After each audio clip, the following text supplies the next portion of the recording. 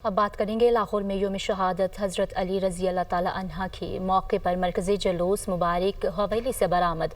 जुलूस अपने रिवायती रास्तों से होता हुआ करबला गामे शाह पहुंचकर इख्तिताम पजीर होगा। मज़ीद जानते अपनी नुमाइंदा सामिया सईद से, जो इस वक्त मुबारक हवेली में मौजूद हैं।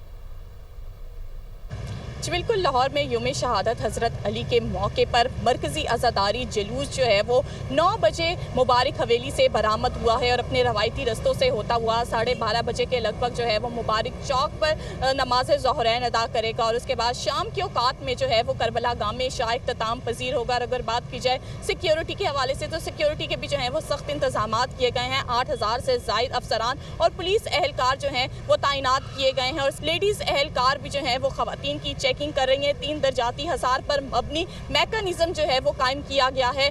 मुकम्मल चेकिंग के बाद जो है वो यहाँ पर जो लोग आ रहे हैं, जो अज़ादार आ रहे हैं, उनको जो है वो जुलूस में शामिल होने की इजाज़त दी जा रही है। और ये देखा जा रहा है कि अज़ादारों की कसीर तादाद जो है वो मरकज़ी जुलूस में जो है वो शिरकत कर रही है और पुलिस एहलकार जो हैं वो एक्टिव नज़र आ रहे हैं ताकि किसी भी जो है वो नाखुशगवार वाक़ये से बचा जा सके। जी।